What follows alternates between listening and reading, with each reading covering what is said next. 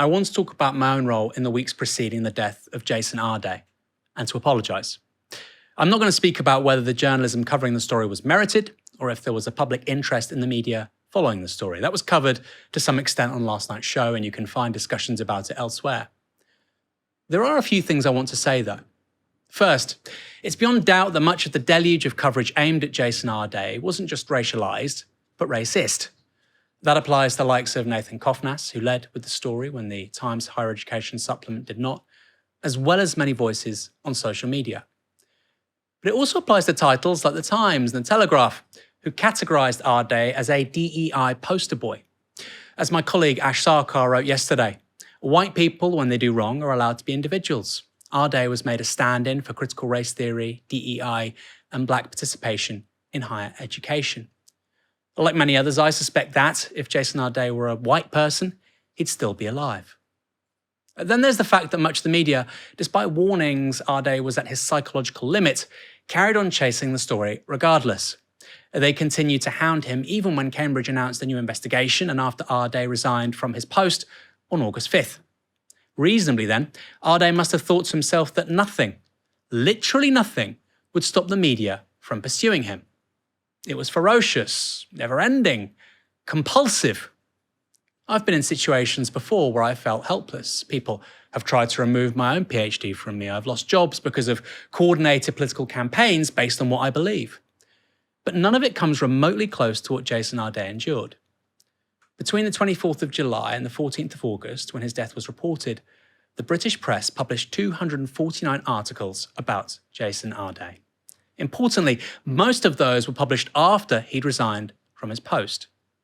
The argument for the public interest, given his mental state, which was relayed to many in the media, including myself, as well as the fact he'd left his job, clearly should have changed the media dynamic. It clearly should have meant that the media stop and reflect. Except it didn't. Of course, Jason Arday was an influential person. He was successful. That shouldn't be evaded, wiped out, ignored. I've seen him referred to as an obscure academic. That's not true. He was a professorial chair at Cambridge, a guest editor on the Today programme. He was a panellist on BBC Question Time. And with influence comes scrutiny. That applies to myself as well, by the way. But Arday was also a vulnerable man, firstly because of his neurodivergence, secondly because of his state of mind in those final weeks of his life, a state of mind which was widely relayed to the media. Speaking personally, I lost sight of that second part, the vulnerability. After being told of his state of mind by someone I trust and admire, I said I'd stop talking about the story, which I did. But that doesn't excuse what I'd already done. Again, I won't touch on our reporting here nor seek to defend it, not least because I, personally, was guilty of something much, much worse. On the 7th of August on X, I referred to Arday as a con man.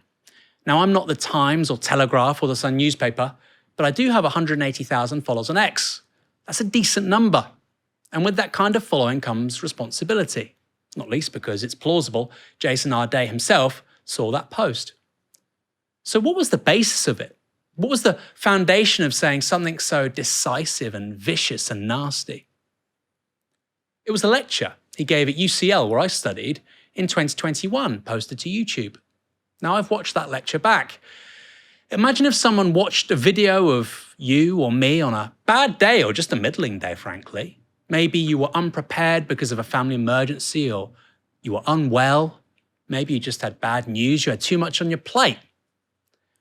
And they proceeded to impugn your character and your credentials on the basis of a single video to almost 200,000 people. If that was me, I'd feel distressed. But if that happened while the media were undertaking an unprecedented excavation of everything I've ever said or done, I'd be despondent. Actually, I'll be honest, I don't know how I'd begin to feel. It's literally unimaginable. So naturally, after reflecting on that post in particular, I'm sorry. I apologise. That wasn't journalism.